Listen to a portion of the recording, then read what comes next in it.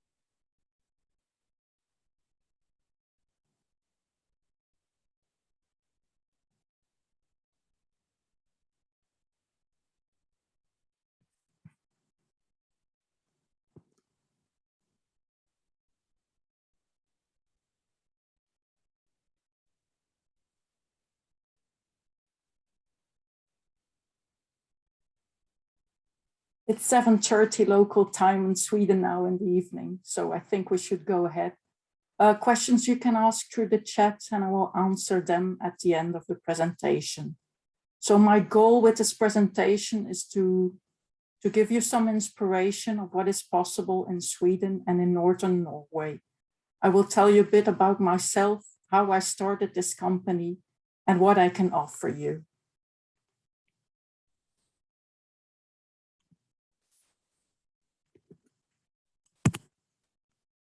Welcome to Scandinavia. Who am I? I'm Sylvia Adams. I'm originally from Belgium. I moved to Scandinavia about 5.5 years ago. First, I lived with my husband 1.5 years in Denmark, in Copenhagen, and then we moved to Sweden. In Belgium, I was an accountant, so I sat indoors all the time. We traveled a lot because we wanted to escape the rat race, and I started courses in nature photography there just to escape the four walls of my office. And my goal when coming to Sweden was in the beginning just to offer courses in nature photography. But then people asked me for a moose safari and where they could stay while they were in Sweden. So that's why I decided to be a tour operator now. So in the beginning, it was only central Sweden, but now I also offer Swedish Lapland and Northern Norway.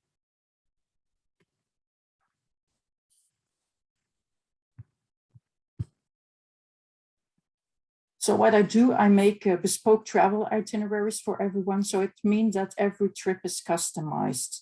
So we make a combination of the activities and accommodations of your choice, from a full group program until a program with a lot of leisure time.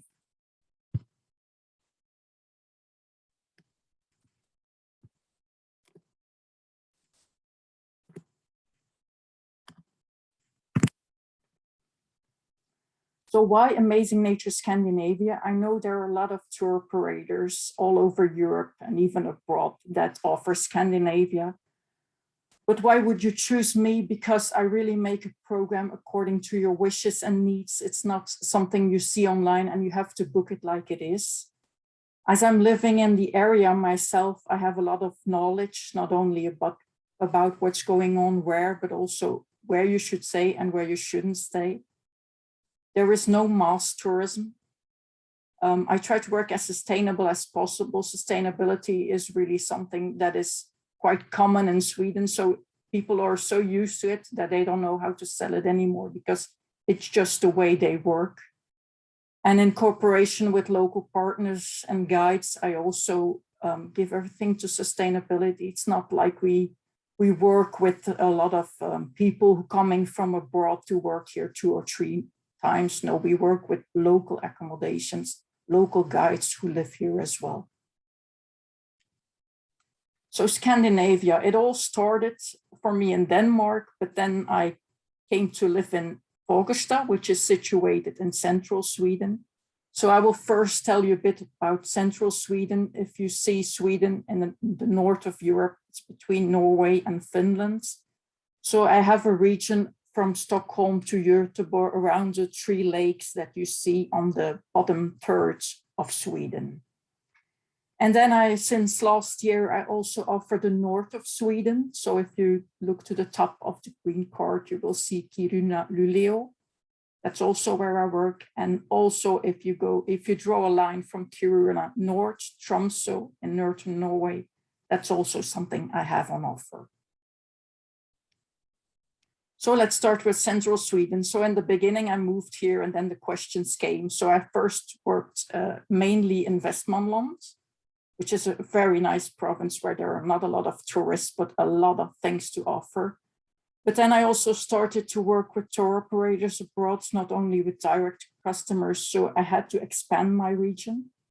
Also because since the pandemic, people came by car. So they really wanted a trip of 2 to 3 weeks. So they wanted to cover more of Sweden. The reason why I only offer central Sweden is also of a sustainability perspective. So I want people to be able to travel from Stockholm or Göteborg and have a trip 3 or 4 hours distance from every accommodation and activity. They don't have to go through the whole country to see something because central Sweden is very variated. And then also why Swedish Lapland? Because 80% of my customers return and they always want something different and new to experience. So I will talk about this later on. So like I said, in central Sweden, you have a very varied landscape. You have the east and west coast. You have the nice and cultural cities of Göteborg. In Stockholm, you have forest and you have immense wild landscapes in Lapland. Accommodations in central Sweden. I will talk a bit about the accommodations. You might have seen my website. The accommodation part on my website is really not updated. I started with, I think, 11 accommodations, and now I'm already working with 35.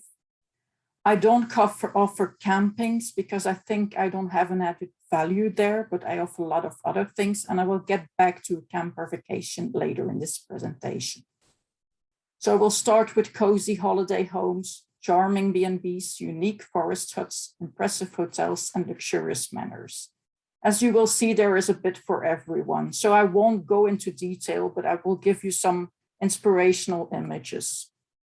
So you can stay in a retro apartment, you can stay on a sheep farm near Tiveden National Park, in a nature reserve. So it's really up to you and how you are, what you like, where you like to be. Do you want to stay out in the forest or do you want to stay near a city? Normally, I have people who just book one activity, but most people come for 10 days to 3 weeks. And then they stay at about 3 to 4 accommodations. I don't want them to spend one night in each accommodation. First of all, it's not sustainable, but you only get to experience the region when you stay for several days. Charming B&Bs, a biological farm. I work with a B&B who is situated in the forest near the Baltic Sea. I have a special B&B who is in an eco park, which is called Malingsbo Kloten, known for its dense moose population. I have B&Bs near an ancient railroad, so really a bit of everything, sometimes more suited for families, sometimes more suited for couples or friends. Then unique forest huts. You have a glass house, you have a charcoal cabin, a floating hotel room, a forest hut.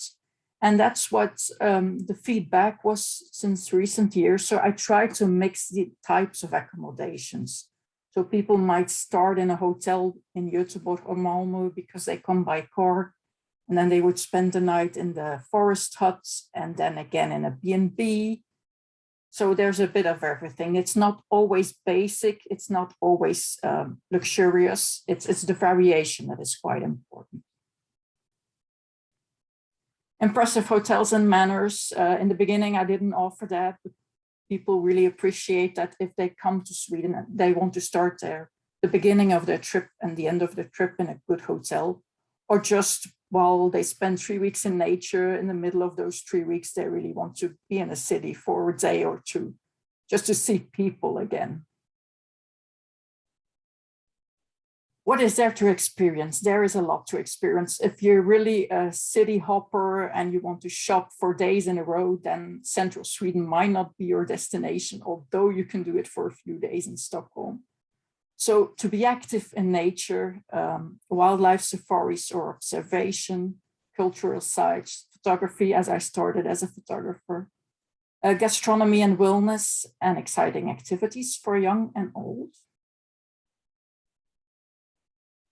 So be active outdoors. I would say here in central Sweden, you can do it the whole year round, but the main group is traveling during summer. So you can do bushcraft, biking, rail biking, kayaking, canoeing, outdoor cooking workshops. If you're a family, you can build your own timber raft, which is very exciting. Wakeboarding is also a possibility, hiking. Yeah, there are numerous nature reserves. Central Sweden is one nature reserve, I would say. And swimming, yeah, when the weather is good, or you're not afraid of cold water.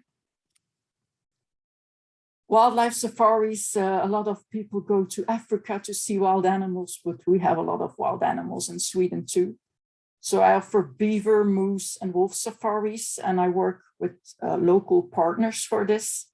So for the beaver safari, one is from a rubber boat, the other one is done from a canoe. Moose safari, a bit of the same. The one is more adventurous, the other one is more comfortable. And then I have one wolf safari during summer where you sleep in a tent. And the other one is during winter where you go on snowshoes to track wolves with one of the best wildlife trackers in central Sweden.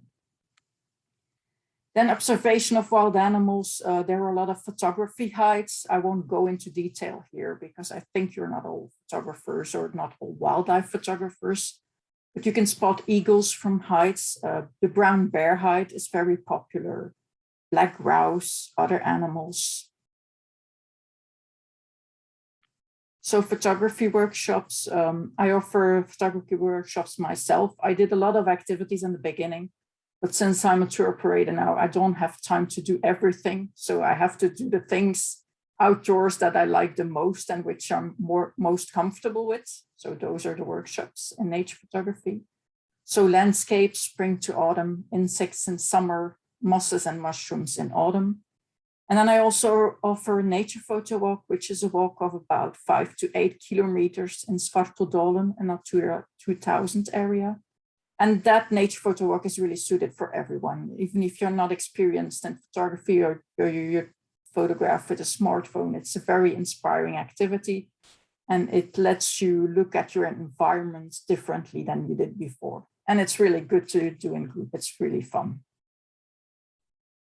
Then for people who are in bird watching, bird photography, as I said before, eagle hides, Siberian jay, Cape Acacia, black grouse. You can photograph ospreys from a boat, black tern from a floating hide.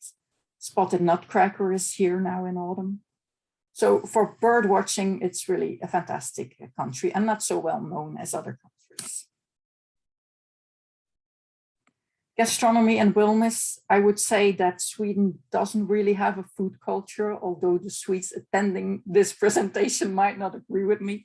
But we're not France, which doesn't mean that you can't eat very well here and gastronomic. A lot of hotels and accommodation only work with local ingredients.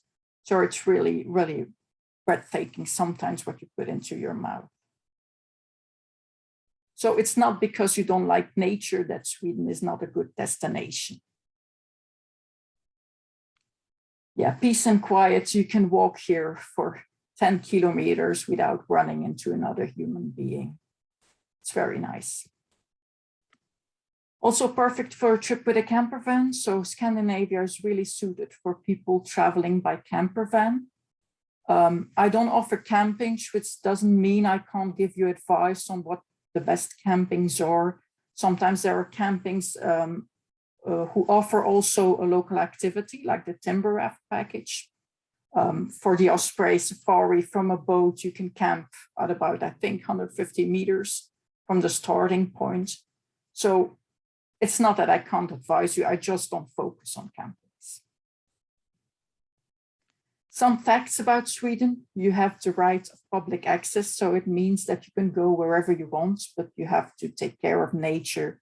Don't leave any garbage. It's not like in the Netherlands or Belgium where you get a fine if you leave the path in the nature reserve.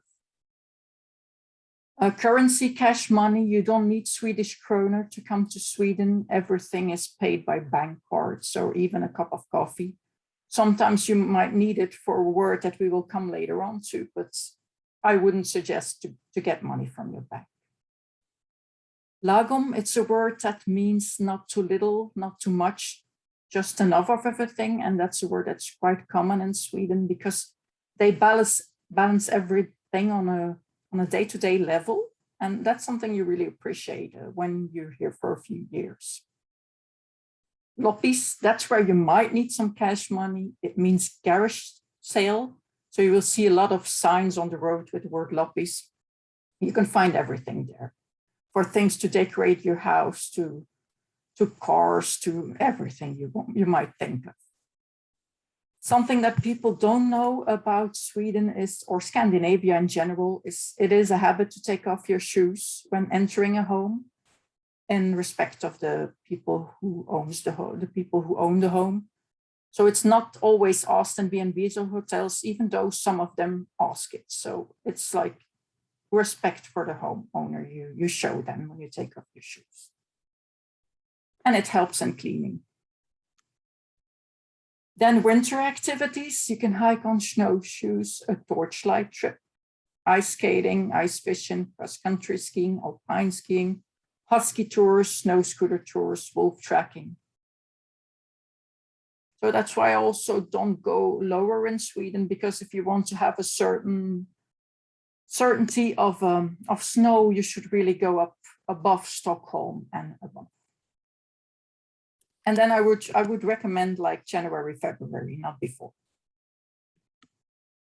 So as you can see, there are a lot of things to do. It's also easier to track animals in the snow because you see their footprints.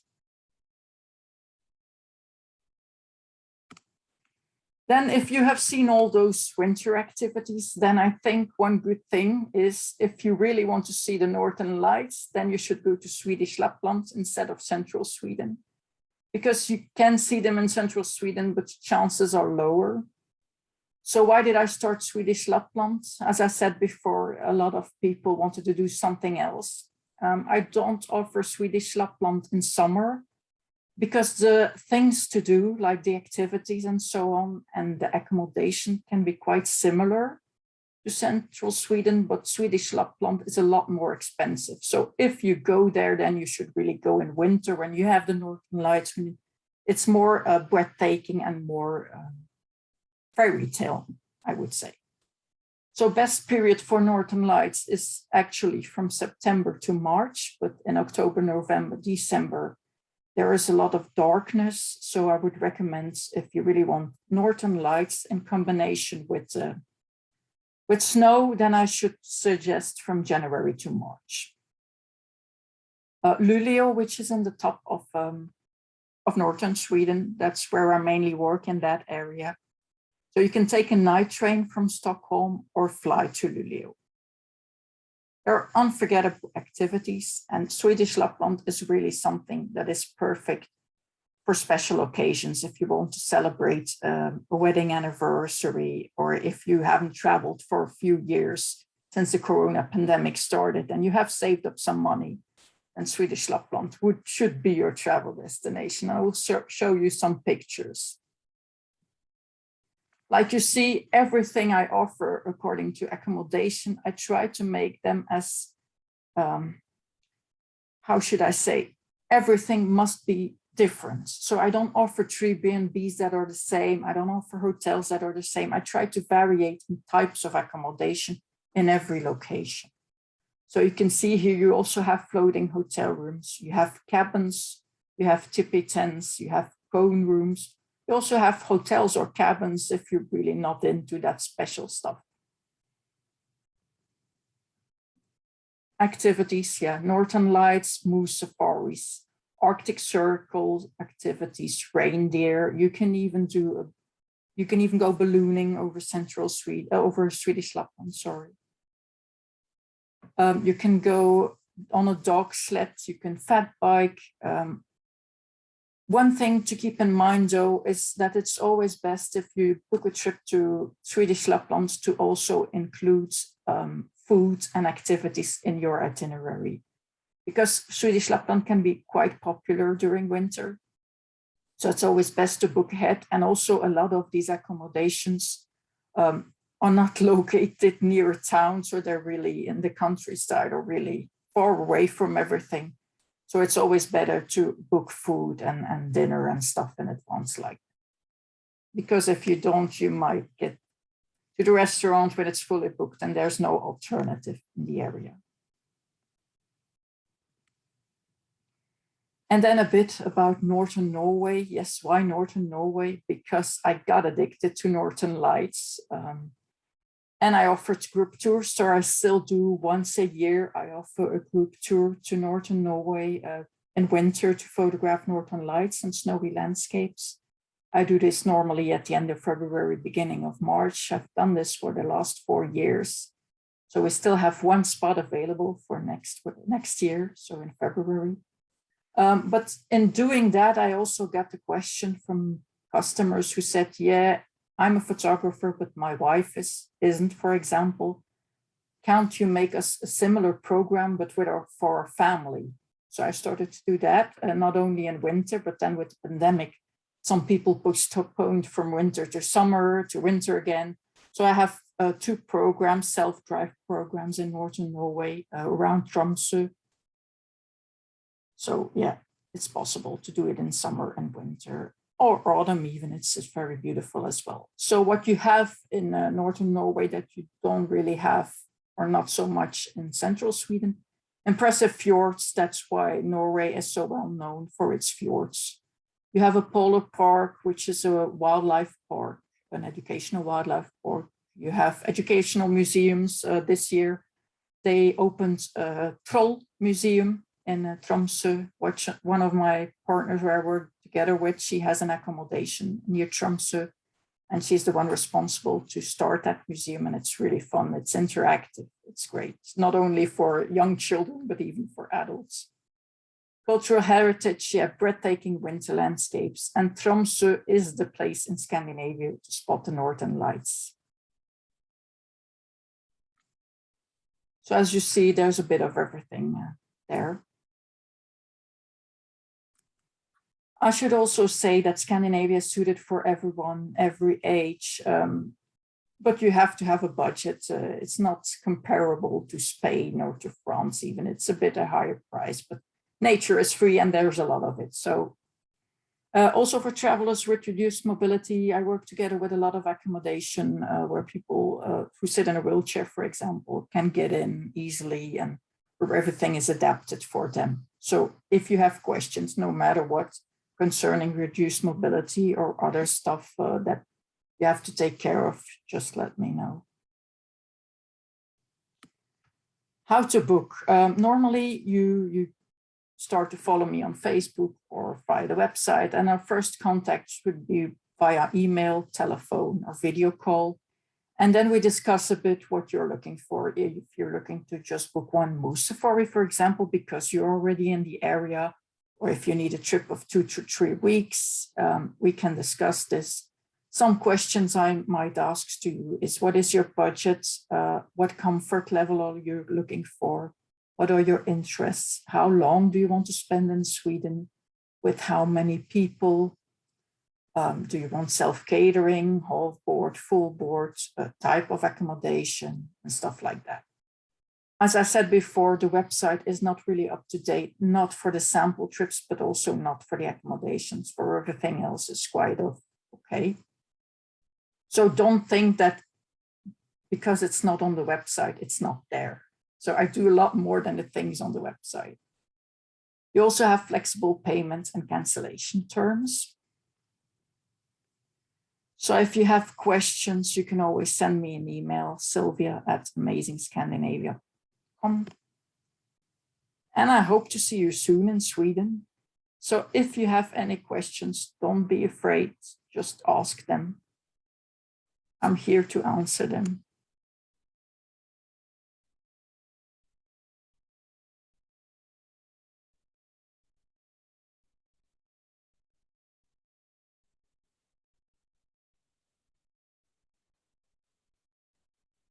You can ask them in the chat, or I might give you speaker.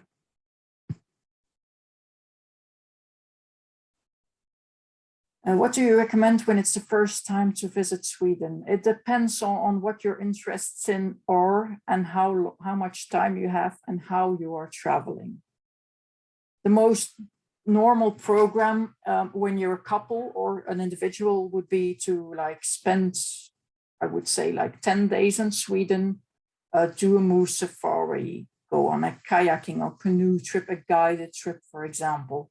Combine this with a few nights in Stockholm, because sometimes people, so 3 weeks, yeah, then there is a lot possible. But sometimes people also, when you come from a big city and the first accommodation here is really in the wilderness, then some people get afraid. So it's better to start in a hotel than go to an accommodation, which is like in between forest and city, and then go to nature, and then like the other types of accommodation in other places. So I can get in touch with you if you want, and then I can get into detail more about what your interests are. But like a moose safari is really a must. Maybe a city trip to Stockholm, a night in a bear hide, one of the special accommodations. It's really, everything is possible.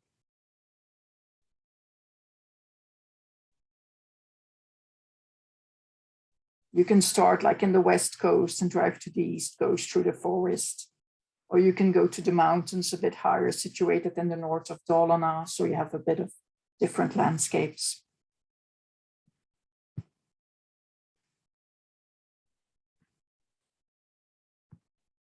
Some other questions? I went through everything quite fast, but I'm more than happy to take my time now, or if you want a personal conversation, then we can always schedule a video call or a telephone call.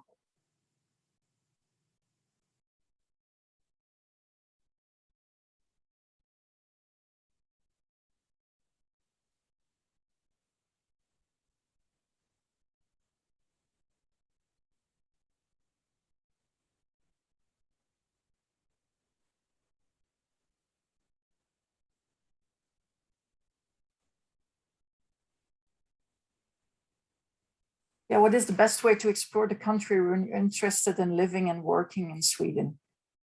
Yeah, there are two separate things. One, with a camper van, it gives you the most flexibility, but also during the pandemic, a lot of hotels made some special deals to like work and spend time at the same place. So quite cheap, I would say. And it's also the best way to explore the region. Just to stay in one place, see if it fits what you're looking for, and then go to the other place. And I work with some partners who have deals like that you say, I will spend like 3 weeks or a few weeks there, work from there, and discover the environment at the same time. But of course, a camper van gives you more flexibility. I would say if you want to come to central Sweden in winter, then spike tires should be a must as well, especially when you stay on the countryside. And unfortunately, they're not allowed in Denmark, Belgium, Germany, Sweden, the Netherlands. So that's a bit of a thing. If you want to travel in winter by your own car, it could be hard. It's feasible with winter tires if you stay on the highway, but I don't have any accommodations near the highway. So, and when you would rent a car at the airport, for example, then spike tires are always included during winter.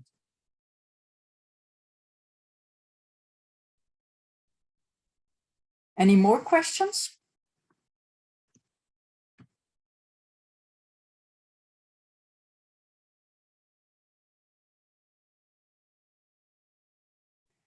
Yeah, as you say, that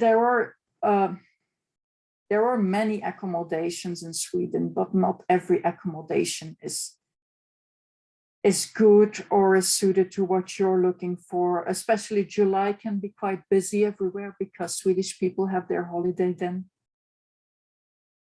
but there are accommodations. But if you really prefer good accommodations and know what you're getting, then it's always better to book ahead, or at least plan your road trip ahead. So that's also one of the things I do when you say how you're coming and where you're coming from.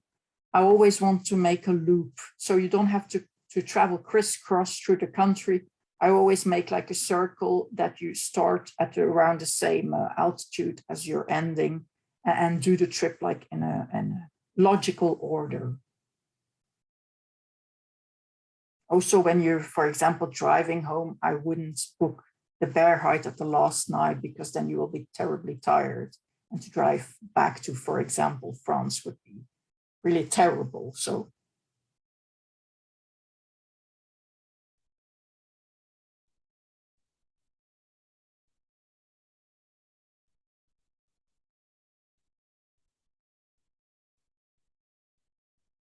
do you have any other questions, how life is here, or whatever you want to ask me?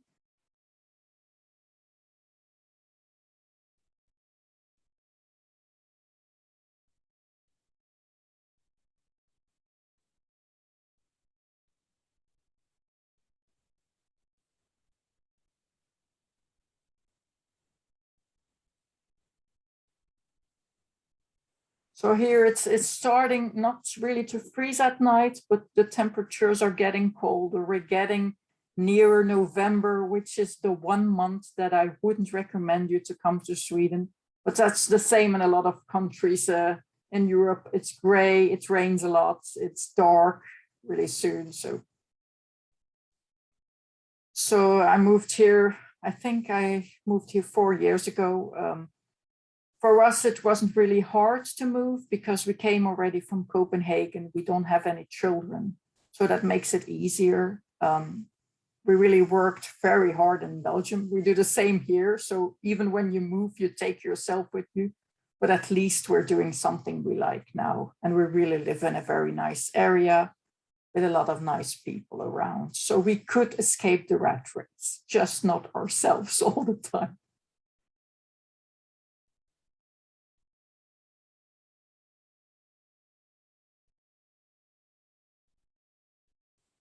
So if there aren't any other questions, I think I will thank you for being present and for listening to this presentation. And if you have any questions, don't hesitate to call me or contact me through the website or send me an email. Thank you very much. Tack så mycket. Hope to see you soon in Sweden or Northern Norway.